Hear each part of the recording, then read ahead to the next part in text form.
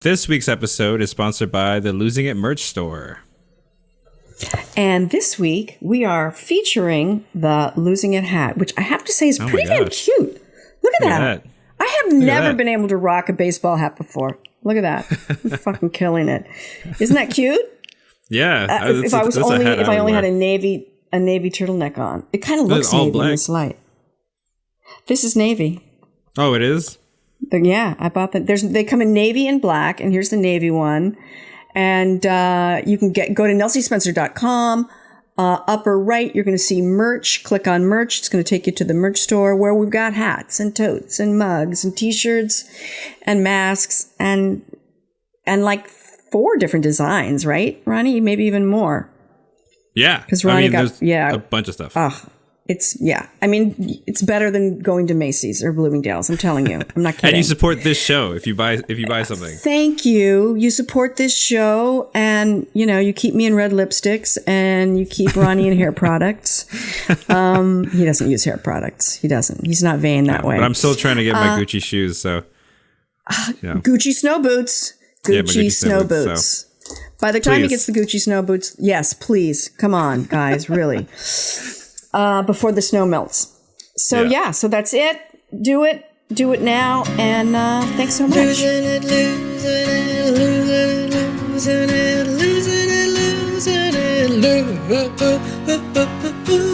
it. If you got a story, we don't care if it's happy or gory. So come share your losing it story. Hello. Hi, everybody. Welcome to Losing It with Nelsie Spencer. That's me. And if you don't know that by now, I don't know. I don't know what to do. And this is the podcast where guests come on and they tell a losing it story. Could be a good one, could be a bad one, could be mixed. And I'm here, as always, with the wonderful, semi-bearded Ronnie Whaley. Hey, Ronnie. Hello. Yeah, it's coming back. Slowly coming back. I realized that I want to keep the beard after I shaved it. Yeah, he was looking really like a mountain man, and then he shaved it, and he looked, I don't know, like an 11-year-old. Yeah, that's what everyone was saying. Everyone was saying that. You look like you're like 10 or something now. I was like, oh, wow, maybe I should have some hair on there. Yeah, you got to have the beard, give yourself a little gravitas and maturity. Very important. Very important. Yeah. I'm fixing my background. It's funny because on the other podcast I produced, I shaved, and then I would have to give direction throughout the podcast, and then for some reason after I shaved, it was like a lot of them were like, taking orders from this guy. It's like 12. Yeah, taking orders from this guy, and when he was 12, he probably knew more than you did that you know now about this shit. So yeah, you are taking orders from him, right? I don't know. So how you been? What's up? What's new? What's new? Oh man, I don't know. Update in the Philippines. It's locked down again in the Philippines. Oh jeez. Yeah. So no one's allowed to enter the country or leave except. You can't enter even if you're a Filipino. So, wow. Yeah, it's pretty crazy. The numbers are spiking, I guess, huh? Yeah, they're spiking, and there's a lot of unrecorded cases. So yeah, that's kind of a bummer. Yeah. Mom and dad, brother and sister, everybody's A-okay? Yeah, they're good, and I think they're coming here in June because my brother can get the shot in June, so they can all get the shot if they come here.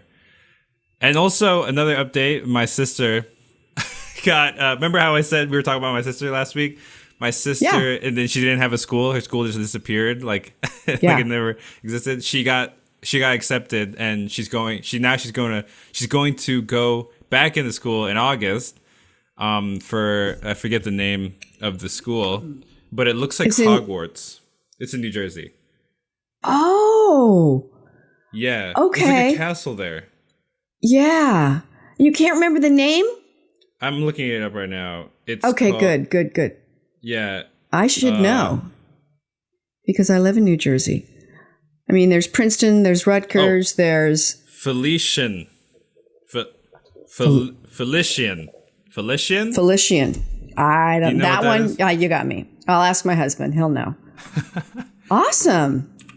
Yeah, And she's going to be you playing should- soccer for them. Yes. She got a scholarship. Okay. Well, Yeah, here. You know what? Let me show you a picture. we'll have to go watch a game. Yeah. for I'm sure. very happy on a soccer sideline. I'm sure you're very used to it now. With Yeah. But it's, your goal as a soccer mom when you're on the sidelines is just to go. you see that? Wow. That looks fantastic.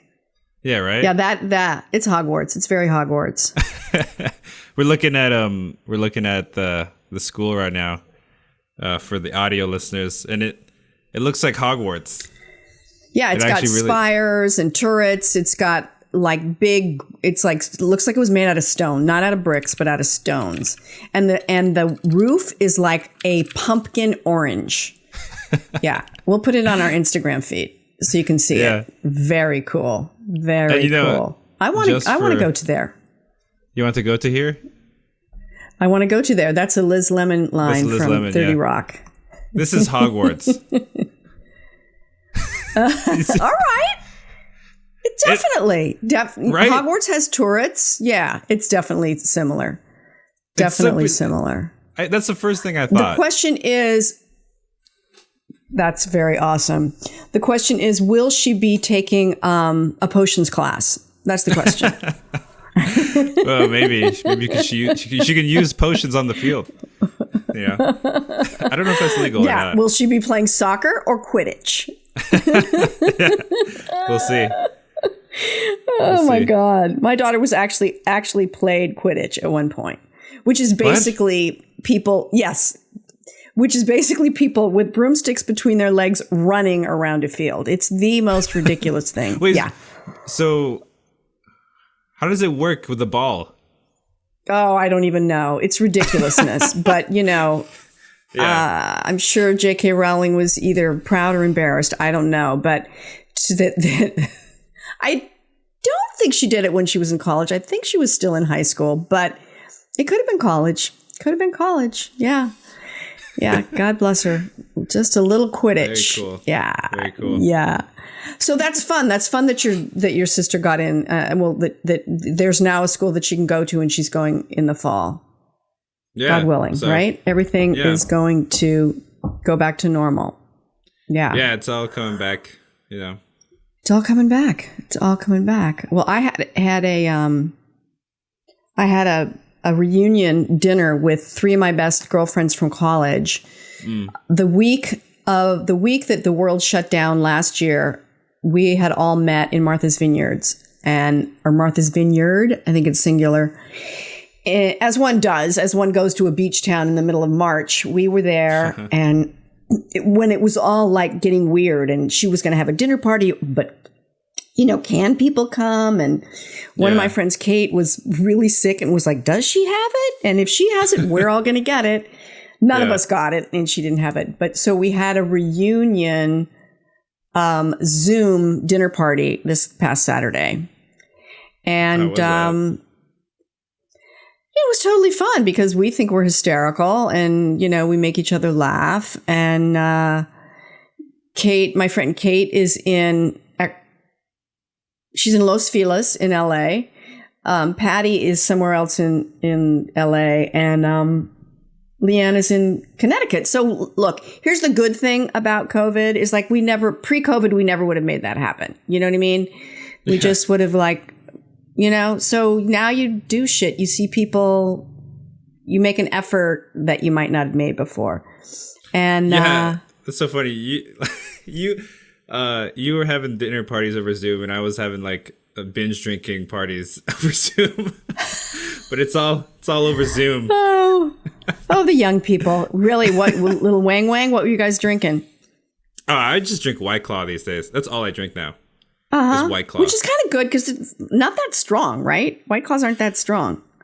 So I can just talk about White Claws for days because it's like my new. I discovered it recently, and the thing is, so say, let's say a Heineken beer is 170 calories. A White Claw is 100 calories. Okay, that's one thing, right? It's 5% alcohol, which doesn't sound like a lot, right? And also it's not very sweet. Like, so like, you know, have you ever had like a Mike's Killer Lemonade or whatever, and you drink Way that, too you get like sweet. a headache. Yeah, you get like a headache, and you can't drink too many of those.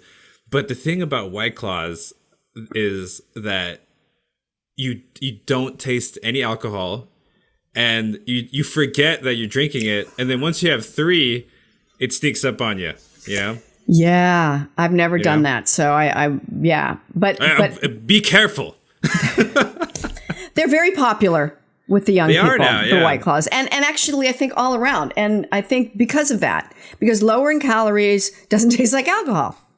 That's the dream drink, honestly. Yeah, it's the dream drink. But how's the hangover the next day? That's the question. I don't experience much hangovers because there's so much, like, I feel like it's not a lot of alcohol, and then most of it's water. Yeah. So you're drinking a lot of water. You know what I mean? So we're gonna have to get White Claw as a sponsor, clearly, right? I don't know if that would be healthy for me, honestly, but yeah, you know, I'm totally right, because then be sending you free stuff.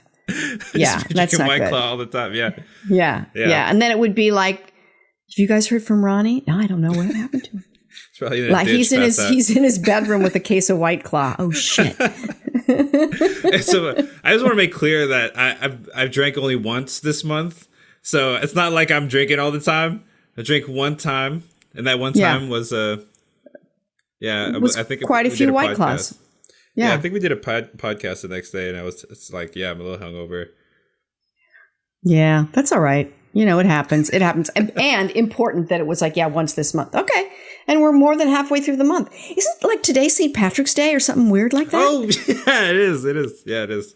Right? Because I was on Instagram and people are all talking about St. Patty's Day. It was never one of my favorite holidays. It's no offense to people who love it. But, you know, green beer and drunk people just was never like, ooh, fun. I never really got to experience I don't know, you know. Yeah, not a big holiday in the Philippines. No, not really, no. All those Irish folks in the Philippines. Exactly, yeah. No, not really. Yeah. Well, that's my big news. My big news is, you know, virtual dinner party with my 3 friends from college who we were all in the theater program. And we're still friends. We still really like each other. That's great. You know? Yeah, it was awesome. It was awesome. I'm trying to think if I did anything else that was fun or interesting. You know, God, it's a what? Talk to me. Did I do anything? Tell me what I did that was interesting, Ronnie. No, I was just gonna say, like, we could we can just go into the episode now. Let's do that. Let's do that. We have a great episode with Lindsey Metselaar. Did I say her name right? Okay. Yeah. If not, cut that out. Anyway, loved her. Funny, smart, interesting. She has a fabulous podcast. You guys are going to hear all about it. Let's check it out. Okay, cool. I did? Okay. See? Such a pro. Hi, everybody. Welcome to Losing It with Nelsie Spencer. That's me. This is the podcast where guests come on, and they give me a story, a losing it story. I'm really excited today to have this guest. I have to confess that Ronnie found her for me, and then I started listening to her podcast and got completely addicted and feel like I've entered this entirely new world of 20 and 30 somethings, TikTokers. Like, it's so fun and so interesting. I'm loving it. It's smart. It's funny. It's ballsy, or over-easy, as I like to say. And this woman who created this podcast and also is a food influencer on Instagram, Lindsey's Lunch is the name of her Instagram account there.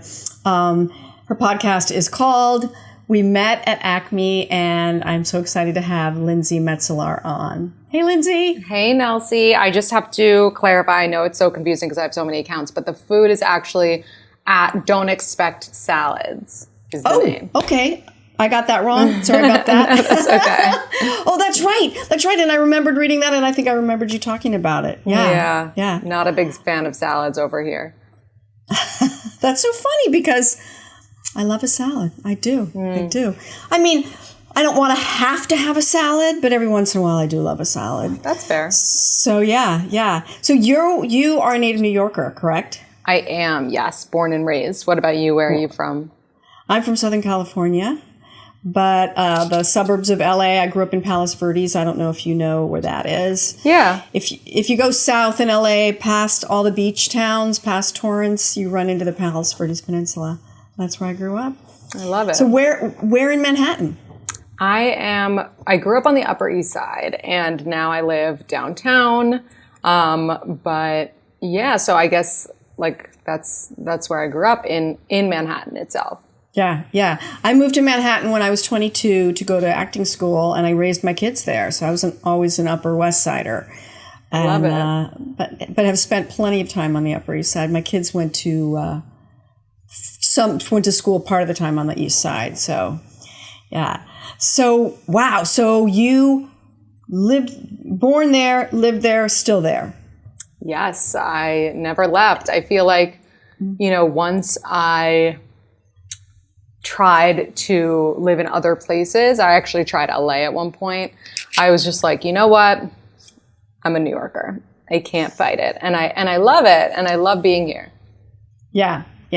It's funny because when I moved there when I was 22, having grown up in the suburbs of California, I arrived and I was like, yeah, this is home. This is home. And I immediately loved it. I immediately loved the energy. I loved walking everywhere.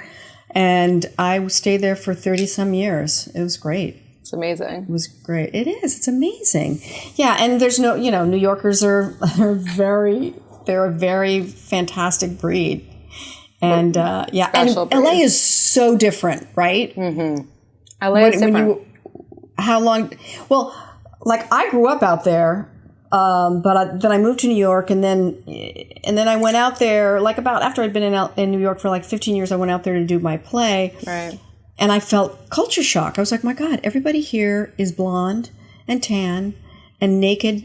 It's just like, and I grew up there, and I was like, so I have friends out there, dear friends that are still out there. It is such a different culture. So different. So funny. I just saw this quote about New York versus LA. I wonder if I can find it to read it. I'll look right now, but it was really a good one that made me feel really grateful to live here in New York. Let's see. So the quote is, when it's 100 degrees in New York, it's 72 in Los Angeles. When it's 30 degrees in New York, in Los Angeles, it's still 72. However, there are 6 million interesting people in New York and only 72 in Los Angeles. Oh, God. That's a good quote. It killed me. Mean. It's a little mean. It's mean. It's harsh, but good. It's pretty harsh. It's funny because when I went out there ages ago with my best friend who I had co-written a play with, and she's a New Yorker. She grew up in on Long Island, in Great Neck, as a matter of fact. And so we went out there and we did the play, and I came back, and she stayed for a long time.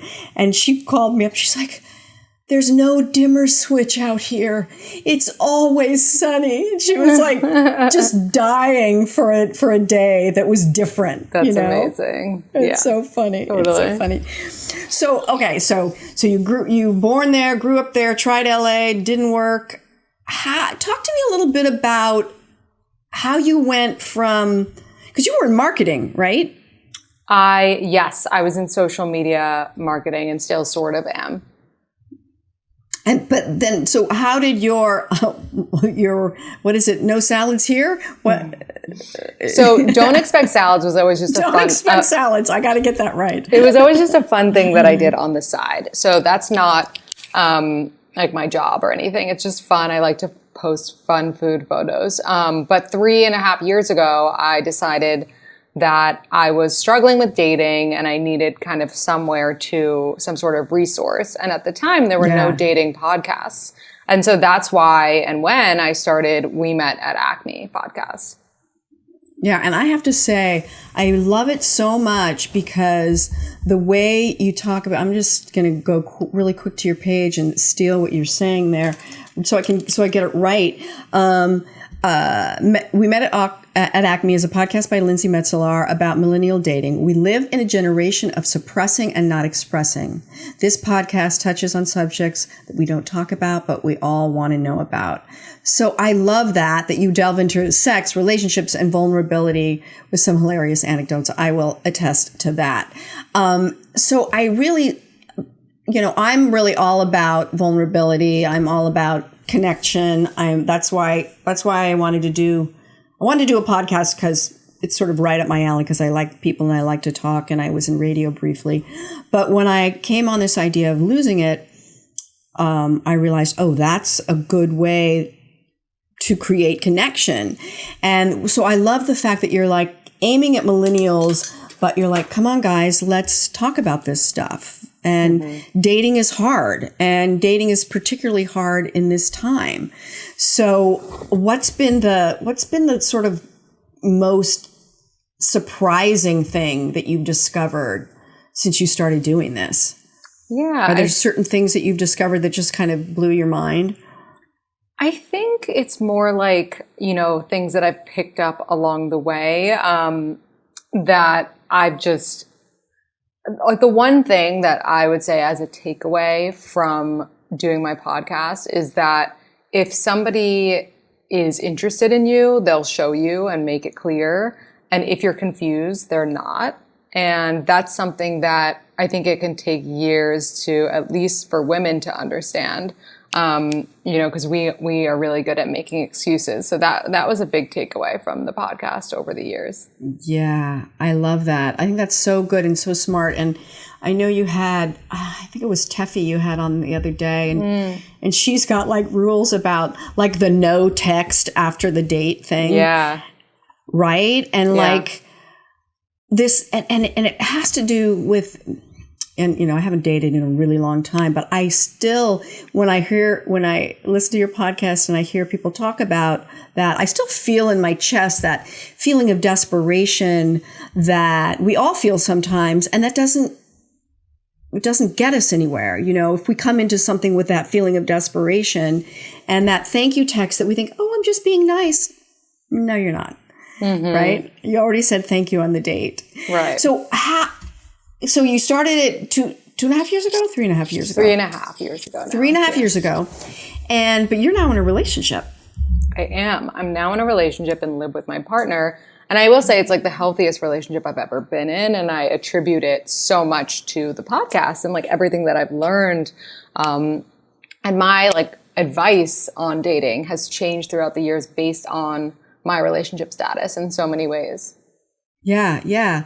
I know, because you've got Lindsey's rules, but I noticed also that I think you said at one point, but my rules have changed, because as you've learned, your rules change. What do you think, what makes this relationship you're in the healthiest? I'm sure you're comfortable talking about that. Yeah, of course. I think the reason it's healthy is because we have such open communication. We have no secrets. We love each other's families and we get along with each other's families, and his parents remind me of my parents and vice versa. And I won't say that it's a deal breaker, but my partner is the same religion as me. And I didn't think that was a thing that mattered in the past.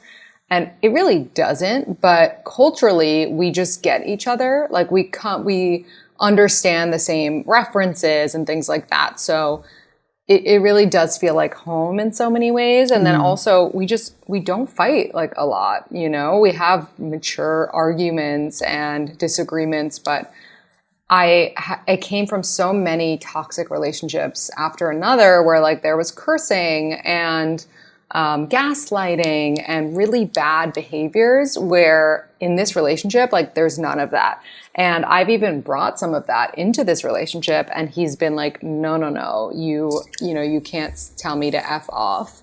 That's not okay. And I'm like, wait, you can't? Like, I genuinely needed to unlearn toxic behaviors.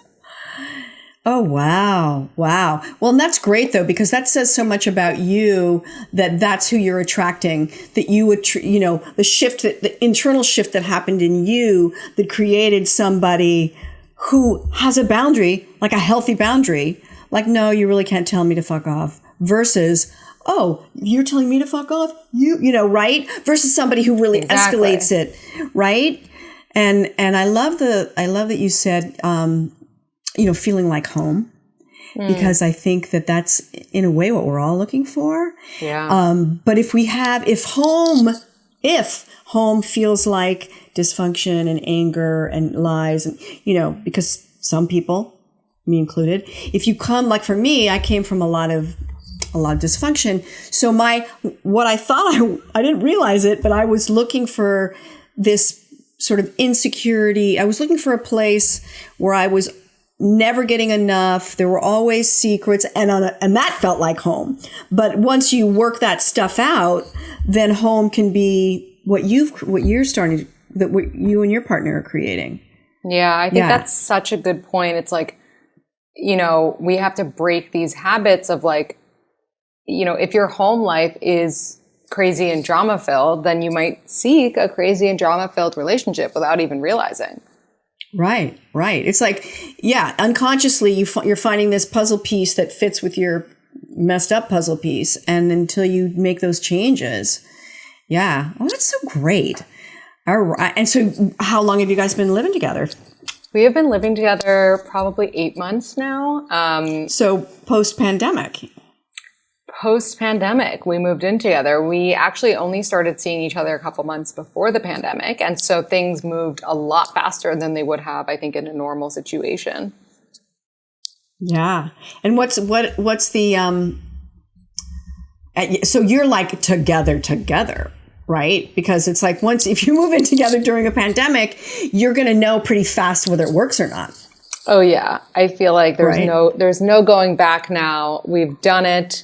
And, I think when you spend this much time with a person, if you can still really like them and want to be around them, like forget love, if you like them still, that's huge. With you. Yeah. I mean, my husband and I have been married for 30 some years, and I still really like him. I mean, I have plenty of friends that are still married, but they don't like their husband. They still love them, but they don't like them. Can I ask you when is your birthday? Because I'm kind of into astrology. And when is your husband? I was thinking about that. I'm October 22nd.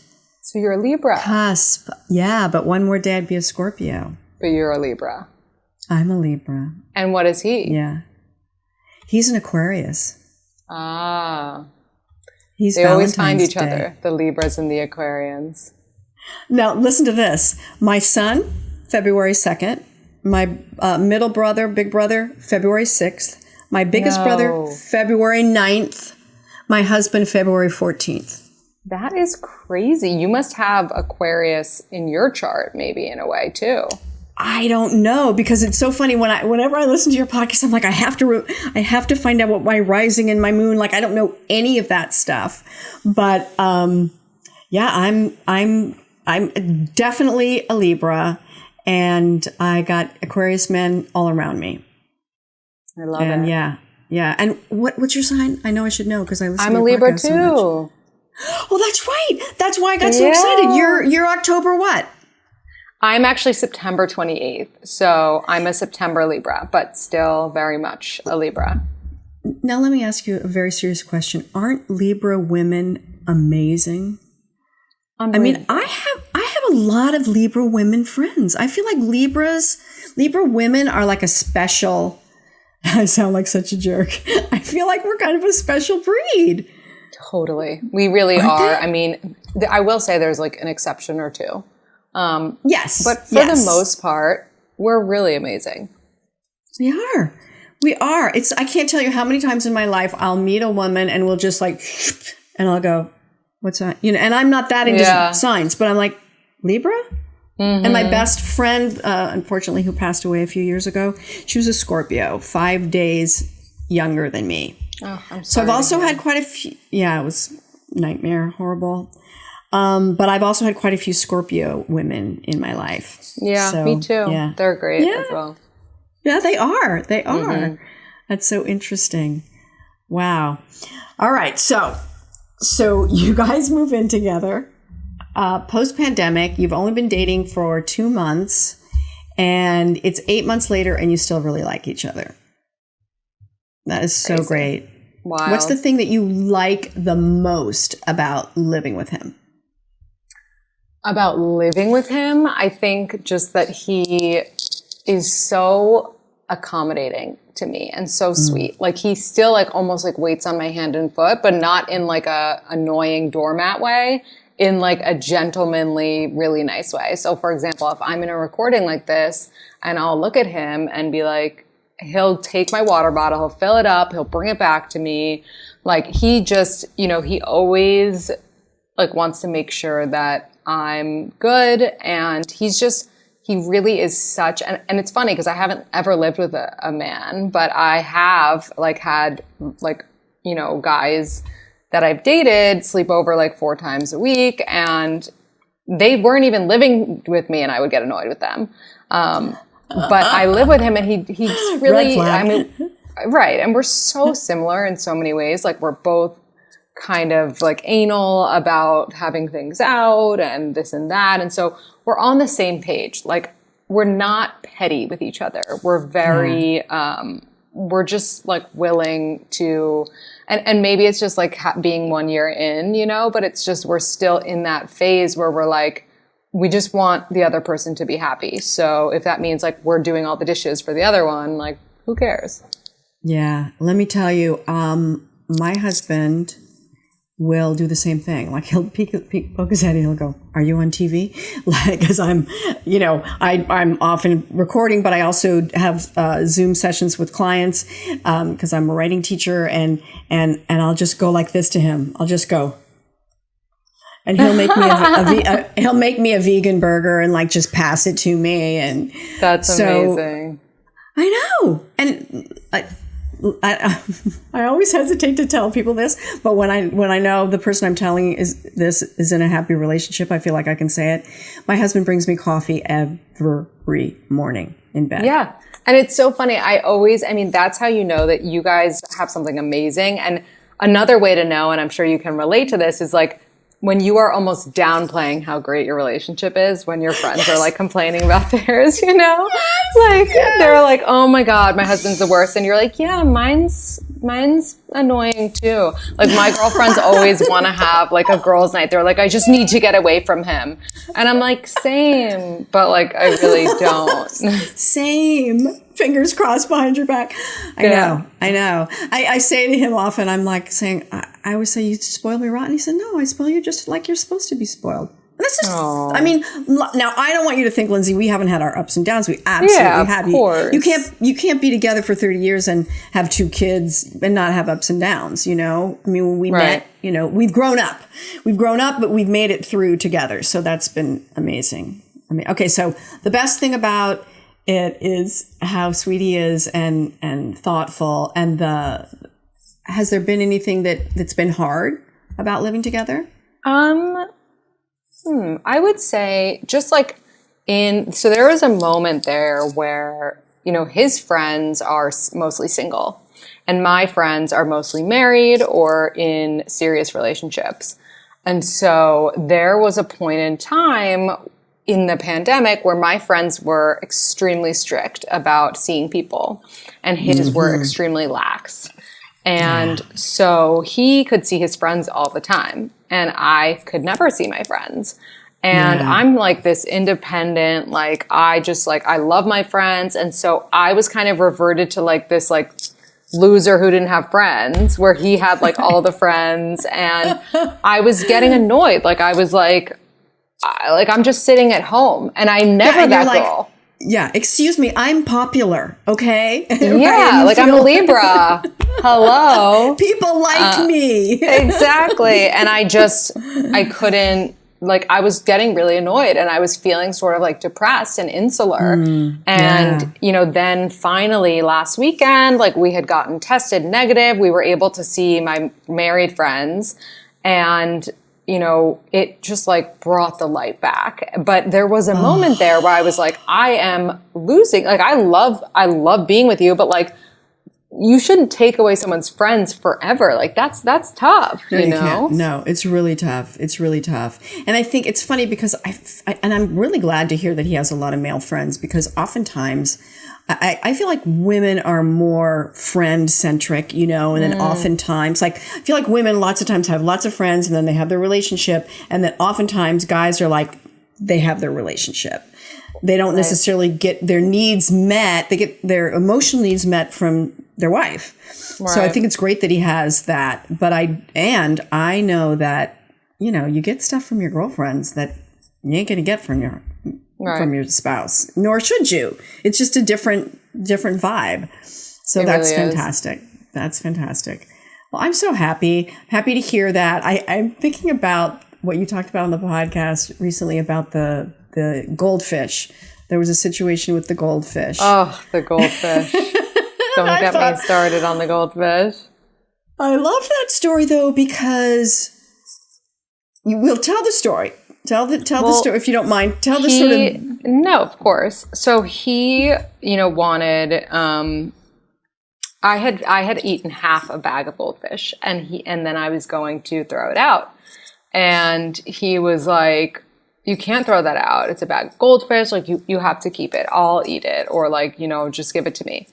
So I gave him the bag, and I'm like, again, like, pretty anal. And later that night, I saw the half opened bag of goldfish sitting on his desk. And I was livid because I was like, first of all, you said that you would eat this goldfish. You didn't eat the goldfish. And then you leave the goldfish out on your desk. Like, we had a mouse problem last week, and I'm telling you it was because of him and the goldfish. Oh my God. Like, it's not okay. So I was like, you need to throw out the goldfish. This is ridiculous. And he was like, well, like, who cares? Who cares? And I was like, I care. And I can't explain why, but I care. And it's annoying. If you said you're going to do something, then you do it. Or, like, I wanted this to be in the garbage. Also, like, as women, like, we try to portion control. Like, obviously, I only wanted to eat half the bag of the goldfish. Like, is that not clear? So get rid of it. Like, why should it now be in my eyesight? Right. I don't need goldfish taunting me. Thank you very much. I don't need the taunts. And like, if you're gonna finish the goldfish, you put it in you finish it and then you throw it out. You don't leave it on your desk there. It was just so annoying. And like, I know that's trivial, but it was annoying. But then I feel you guys worked it out in a really good way, though. We did. That's what I really loved about it. When you walked us through it, I felt it wasn't a feeling. You guys were both so mature about it, and I particularly liked the story because it's like how upset we can get about the goldfish. Do you know what I mean? And it's not, like you said, it sounds trivial, but it's not trivial. If it's upsetting you, then let's look at it and let's figure out how to go through it. So remind me how you guys walked through it, because I thought it was really great. Yeah, well, I think... And he said some great stuff, right? He did, and, like, I'm kind of forgetting now, but he said, something like, is it really a big deal? Like, it's just it's just goldfish. Like, I thought I was going to eat it, but I didn't. Like, I'm going to put it away now, something like that. And I was like, you're right, it's actually not a big deal, but...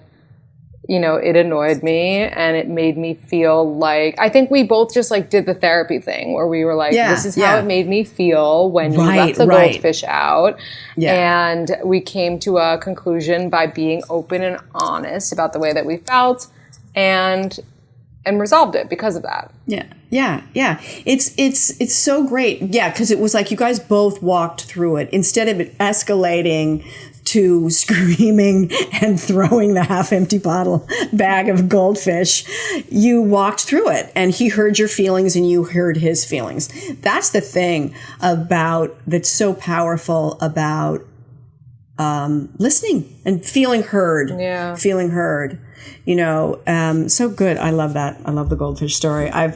Seriously, I have thought about it and chuckled several times. That's so funny. And really he's good at those, confrontations and whatnot, because he comes from a family of women. He has a sister and a mom, and so that's also a good thing to find a man who has female energy around him, because he'll never think that you're crazy. He'll just think that it's standard.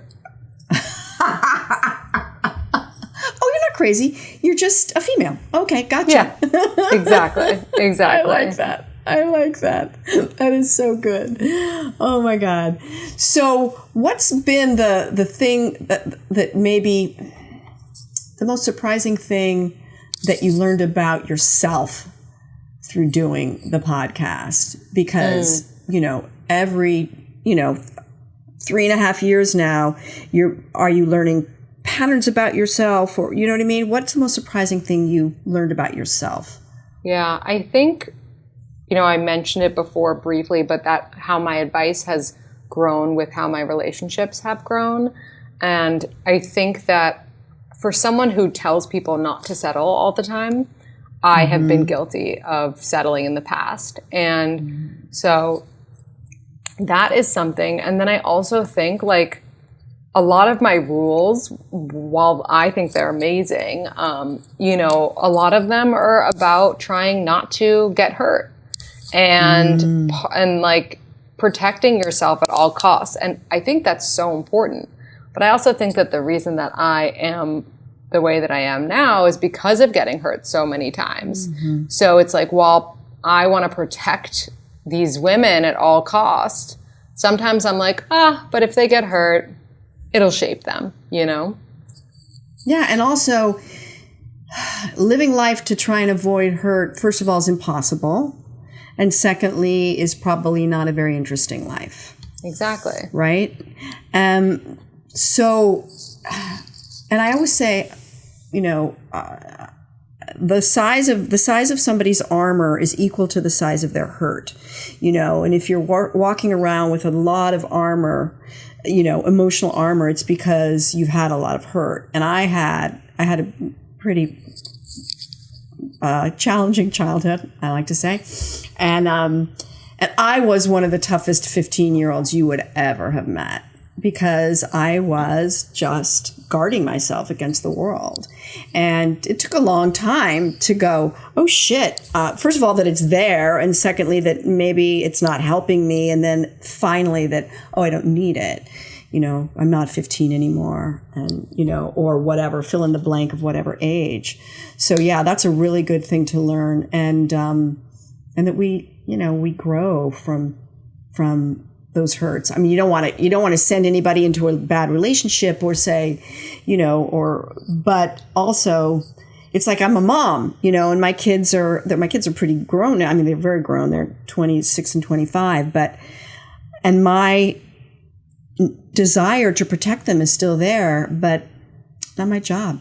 If they come to me and ask, I'll give them advice, but it's not my job to jump in and, are you okay? Or right. Do you need my advice? Yeah. If I need your advice, I have to zip the lip.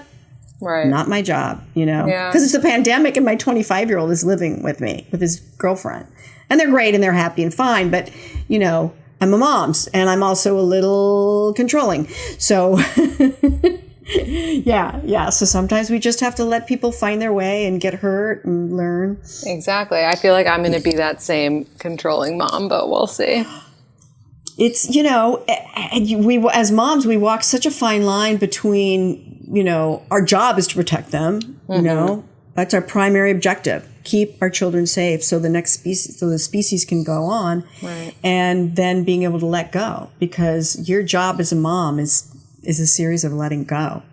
So yeah, when it happens, call me anytime, Lindsey. Oh, I'll take you up on that. All right. So I know that you have a great losing it story for me. And I am really looking forward to it. I don't even know where to get started because there was so much losing it in my life of only 30 years. I am sober now 2.5 years.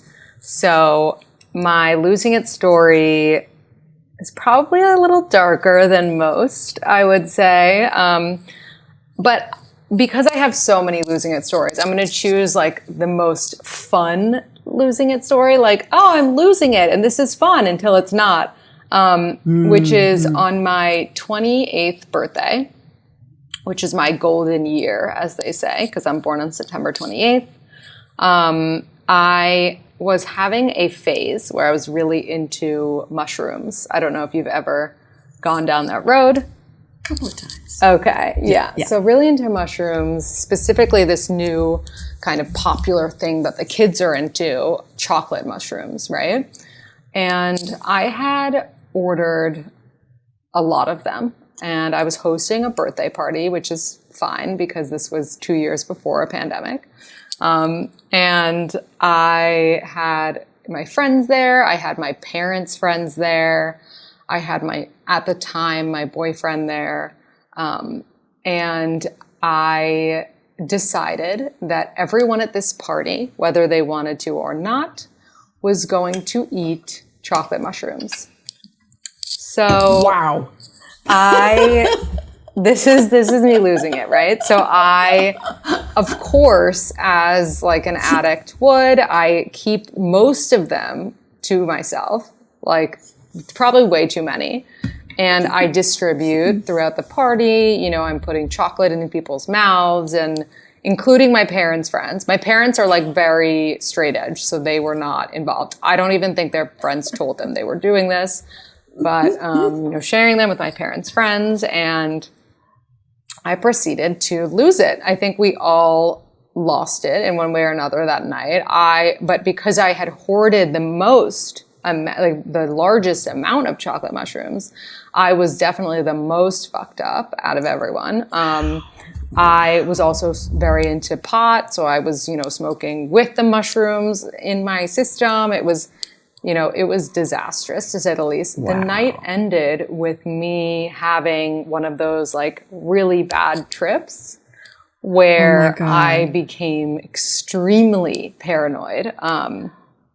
And everyone's energy was really like, I was so sensitive to people's energies. Like I'd always heard this, but I had never really tripped on anything. But I had heard like, when you're on shrooms, like, or on acid or whatever you take, you see things like as they are, right? So at the time, my instinct was that my partner, I could not be around him.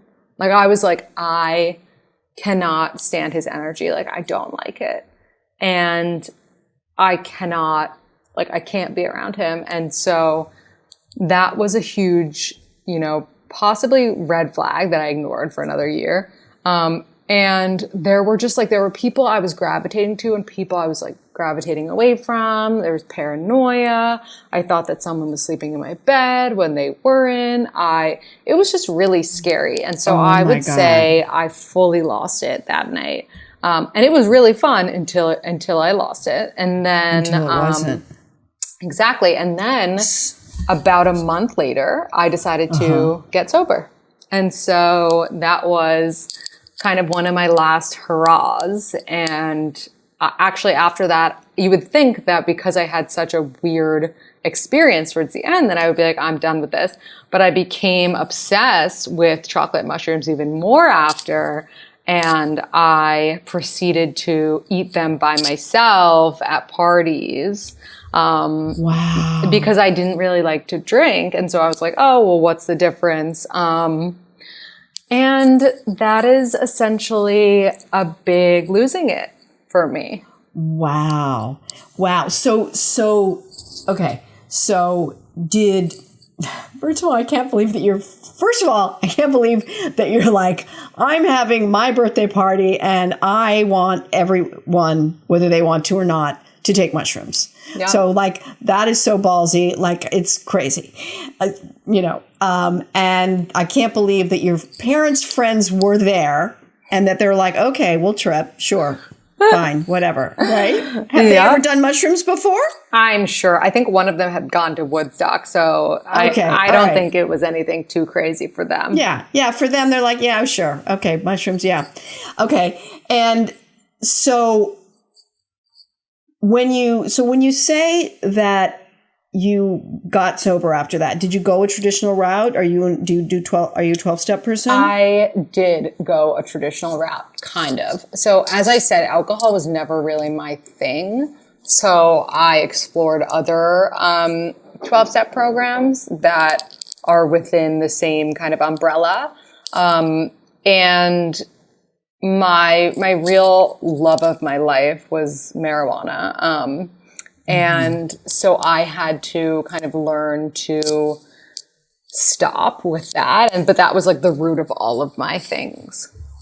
I have a lot of friends that are sober and in various 12-step programs. I've been in 12-step programs myself. And I think that, the great thing about, AA is, the only requirement for membership is a desire to not drink. So you can even go, you can go to an AA meeting and say, oh yeah, I don't want to drink, and apply all the principles to whatever your substance is. So exactly. I think that, it's one of the beauties, I think the program is so brilliant in so many ways. I know that I think they have marijuana. I know they have Marijuana Anonymous. They do. Yeah. And it's growing. Yeah, because you know what? There's so many pot smokers out there, man. Especially in LA. Yeah. They're I think it's much more the drug of choice for your generation, and I grew up in the 70s, so there was a lot of pot smoking, and that was definitely like, I started smoking pot in junior high school and middle school because I had big brothers, and, but there was never really, it was never really my thing for that long. But I feel like it's become this thing, and, keep in mind that I'm looking at it from a certain generation, and I'm a mom and all that. But I do feel like there's sort of this illusion that it's not a drug, or that you can't get addicted, or that it doesn't fuck you up. And I just think, really? I mean, I don't know. I'm not, and I don't want to preach, and I don't think it's bad if you smoke pot or drink or whatever. But I think that, if anything becomes a crutch, I don't know. Yeah. Like you said, it's fun until it's not. It's fun until it's not. Yeah. So I think that's fantastic. So how were there any repercussions the day after the party or weeks after where people were like, Lindsey, honey? You know what? Wow. I think that when someone has a problem, they really think that everybody is focused on them. And the reality is they're not. Like, everyone had a great time, and they were like, that was so fun. And not one person was like, that was a little much. Like, no, everyone was like, that was amazing. I can't wait for next year. And did you say, oh yeah, it was amazing? Or did you keep all that? Did you keep it to yourself? I did keep it to myself, but I also was like still in denial. Like, I wasn't sober yet. I wasn't working any sort of program. So like, that was normal. Like, I was like, oh, crazy night, like another story. Woo. So fun. Yeah. You don't think about it until like the hindsight. Yeah. Oh, absolutely. And so then, so if that didn't get you into a meeting, or what do you think happened that made you go, not again? Yeah. What made you like look at a joint and go, I gotta stop this? For me, it was actually way more mundane. Like, I woke up, I would wake up and smoke weed, and I would be high for like, the entire day and night until I went to bed. And one night I went to bed and I was like, I don't want to smoke weed tomorrow. And I woke up, and of course I needed to be high for breakfast, because who can eat food without being high? And so I smoked, and I was like, I didn't want to do that just now, but I did it. And that's weird. And that's when I messaged my friend who is in AA, and I was like, is there anything for weed? Like, I think this is like my moment of clarity where I'm like, I need I have this window where I need something to help me. And so that was when I found a good resource finally. That's fantastic. That's fantastic. And I love the fact that you talk about it on the podcast. And I think that obviously, in keeping with who you are and in keeping with the message, the mission statement of the podcast, it's like, talking about stuff that maybe other people aren't talking about. And just, those resources are there. And, I think that if you're waking up and you're staying high all day, and maybe you think that you don't want to, right. Oh, guess what? There's an option. Right. Yeah. So what's the biggest change or shift you've noticed in yourself since being sober? Yeah, I think, I was a lot more selfish than I realized. I think I had thought that me getting high was like for other people because I was like, chiller. When in reality, it just made me more self-absorbed because I was like always worrying about getting myself to a certain point. I think now I'm able to be more of service to other people and show up for my friends and have healthy relationships with my partner and my family. And it was really mood altering. And now my mood is way more stable. And, I'm able to focus on the things that matter. I had so much free time when I stopped smoking weed. Like I was like, oh my God, like look at all the time I have, and it was such a blessing. Oh, that is so great. I love that so much. And I love the term being of service. It's so powerful. It's so powerful to be of service and to think about that and to ask yourself, how can I be of service? And versus like, what can I get? Yeah. Yeah. What can I give? When I made that shift in myself, I mean, I've made a lot of shifts on and off, 2 steps forward, 1 step back, but surprisingly, I've made some big shifts in my life in my 60s. And one of them really recently had to do with that concept, with that concept of like in my career versus like, how can I get an agent? How can I get somebody to read this screenplay? How can I be in service? What do I have to give? And when I started doing that from a genuine place versus, I'm going to give so I can get, Right. All right, they've told me I should give, so I'm going to do that give thing, but I'm still waiting, I had such a shift in my life. And it's so, it's simple, but it's not easy, but it's profound and it's lovely. I'm so glad to hear that. That's so lovely. Yeah. So let me ask you a question. If given your losing it story, which I love, and I kind of wish I could have been at your party just so I could have witnessed it. Given your losing it story, what would you say? What did you learn from?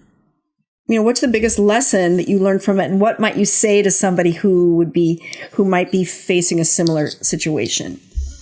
I think I would just say, like, it's all fun and games until it's really not anymore. And you know deep down that something is off. Oh, I don't know what just happened. And, just to make sure you check in with yourself and make sure that your habits are healthy. And if you don't think that they are, like, there are places and resources for you out there, which is so wonderful, especially that everything's virtual today. Yeah. Because you can show up on Zoom and you don't even have to turn your camera on. Exactly. You can really just be in the room, That's great. So, okay, we end. I don't know if you know this or not, but we end with 3 questions. I heard a rumor from Ronnie. I heard a rumor. And the first question is, what's something you hope to lose in the next year? Something that I hope to lose in the next year is, it's so good. See, I knew the questions, but they're still just as hard. Something I hope to lose in the next year is, I would say, just more ego. I think like the more ego you lose, the better and happier your life becomes. So, less how can this serve me, and more how can I serve others. Less like victim, like you're not a victim, just all of that I think is important. That's fantastic. And like people who don't serve me anymore, but not serve me as in like, you know what I mean. Right. Yeah. Some people are value added and some people aren't, know? Yeah. Good. Okay. And what's one thing you hope to gain in the next year? I hope to gain a better understanding of what the rest of my life will look like, if you know what I mean.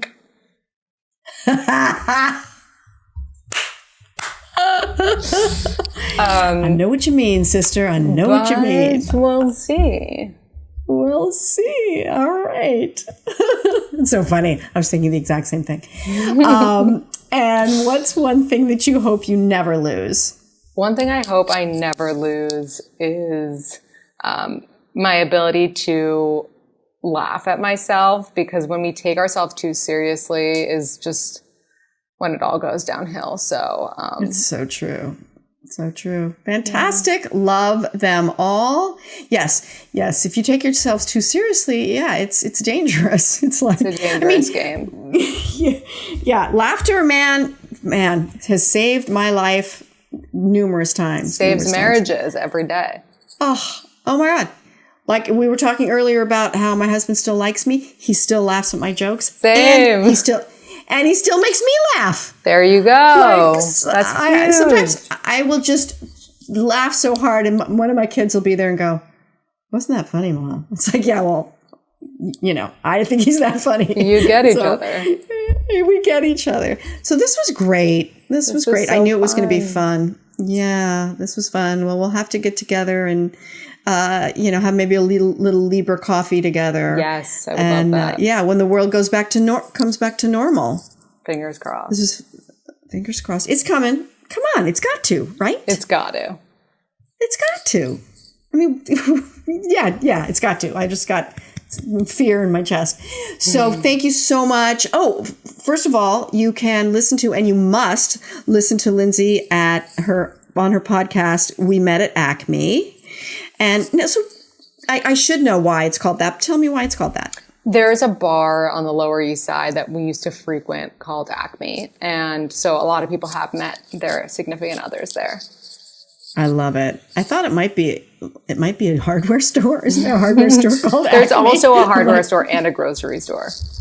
Right. So yeah, any of those will work. So listen to We Met at Acme. It's really fun. It's really smart. You'll feel like you're hanging out with your friends, and you'll learn some stuff, and you'll laugh.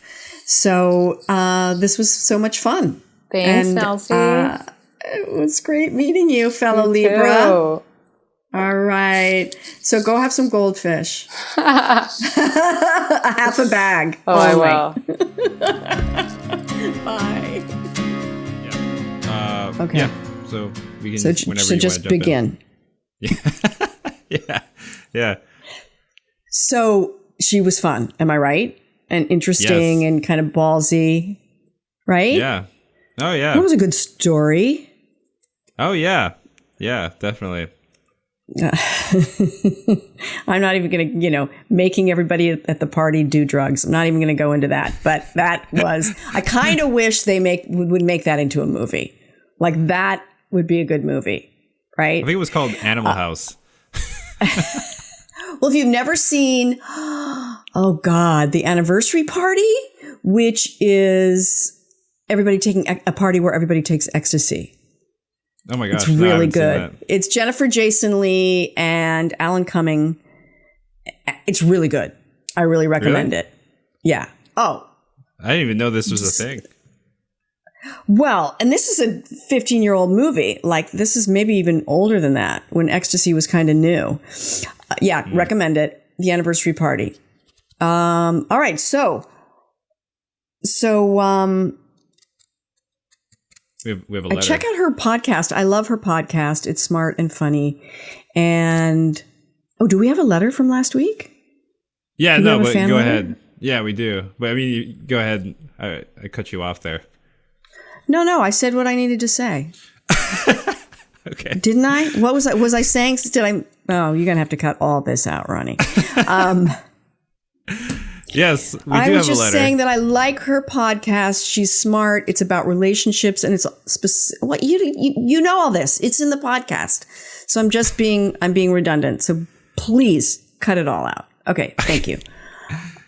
Hey, Ronnie, do we have a fan letter? Yeah, we do. We do. You know what? I'm going to read it. Is that a good you should plan? do that. Yeah, you should do that. I think, you know what? I know it's kind of crazy and out of order and just a wacky idea, but I'm going to read this fan letter.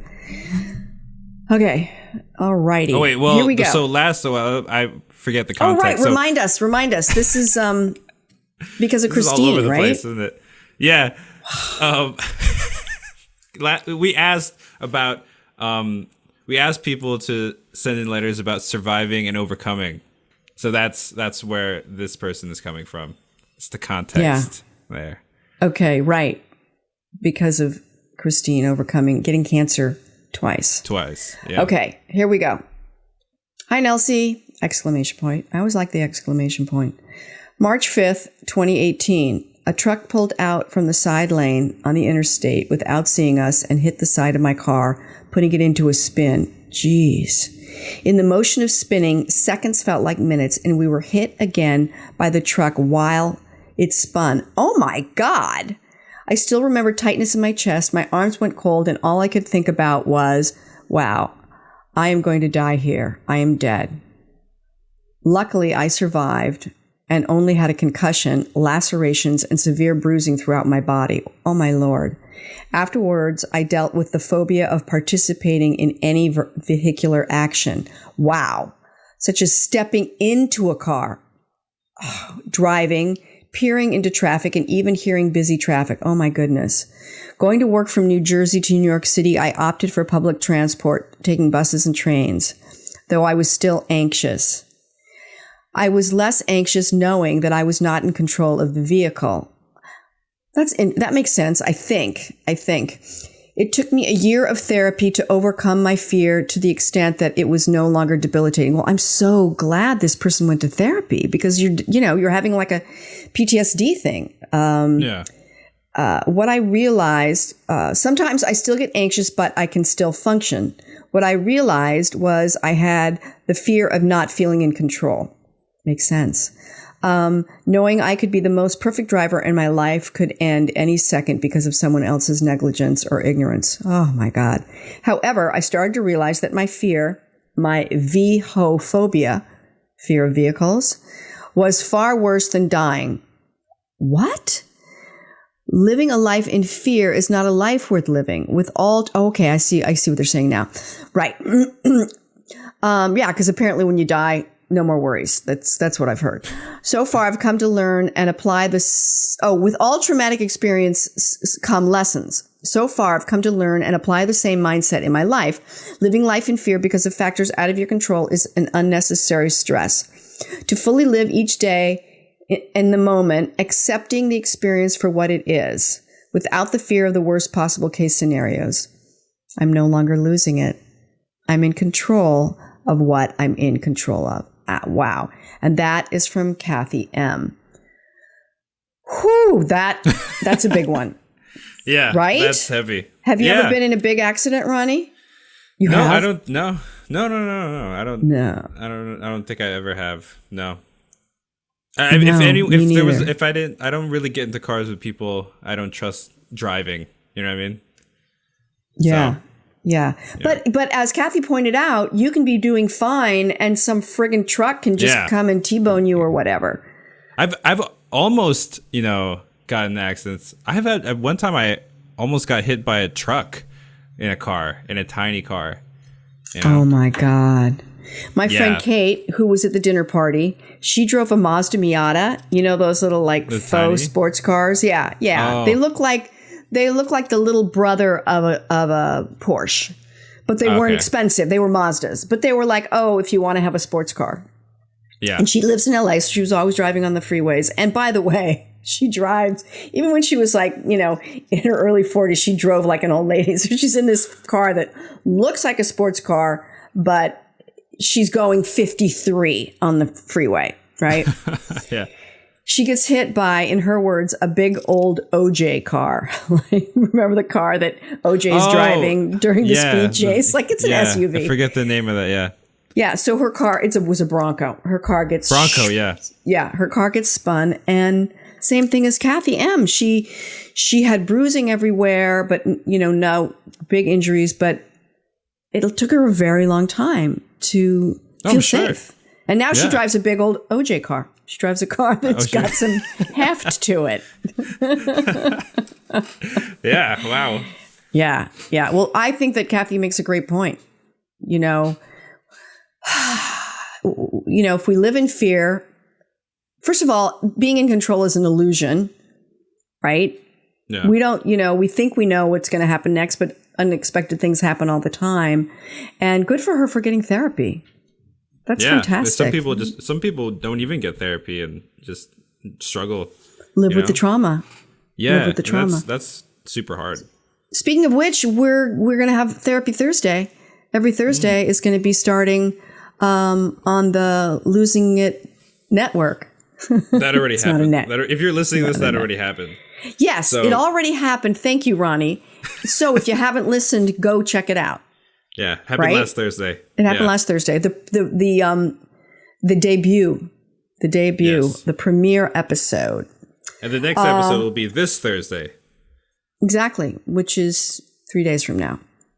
Thank God I have Ronnie to let me know where I am in time and space. Yeah. So given what Lindsey talked about, I think we have to ask our listeners for losing it experience of, losing your way and having to put down a substance. Maybe it's alcohol, maybe it's, I don't know, opioids, maybe it's sugar. I don't know. Maybe it's words with friends. Not TikTok. TikTok. Step away from the TikTok. I probably need a little to stop with the Instagram, which I never thought I would be sucked into it, but man, am I. But yeah. So if you have a story about sort of losing yourself to a habit or an addiction, whether it's a substance or whatever, please send us an email at losingitcontact@gmail.com or DM us on Instagram, which is Losing It Podcast, or make a comment. If you're watching us on YouTube, make a comment below. You can just tell us right there in the comment section. Did I forget anything? No, you got everything. It's so funny. It was like it's like you were doing like a test, and I was like here being like, "Yep, that's right. That's right. That's right." Yeah, I could see him nodding. He was like a proud papa. He was a proud papa on the side. Oh, look at her. Okay. Look at her. Learned. You know what? She can leave the nest now. Yeah, you covered it all. You can reach us at all those places. I covered it all. God damn, I'm so together. All right. So I think we got it. I think we did it. We did it. Right? We did it this week. We did this week. We love you guys. Please rate and review and subscribe. It really helps us when you subscribe and you review. We really love that. And tell your friends. Tell your enemies. Like, if, why not? Tell people you don't like. You should listen to this podcast. These guys are amazing. Or whatever. Use your own words. All right. We got it? Mm-hmm. Did we do it? We did. We did it. All right. Well, as always, my closing words are, don't poop in the ocean. Take care. Bye. Bye-bye. Losing it, losing it, losing it, losing it, losing it, losing it. You came and you listened to the story. I hope so much that it didn't make you sorry, and I hope so much that you'll come back again. Losing It, hosted by Nelsie Spencer. Produced by me, Ronnie Whaley. Theme song by Hunter Williams. Follow us online on YouTube, Instagram, Facebook, Twitter, and all podcasting platforms at Losing It Podcast. Viewers can email Nelsie with questions or comments about life, writing, comedy, or even your own Losing It story for a chance to be on the Losing It Podcast at losingitcontact@gmail.com. For everything Nelsie and everything Losing It, visit us at nelsiespencer.com.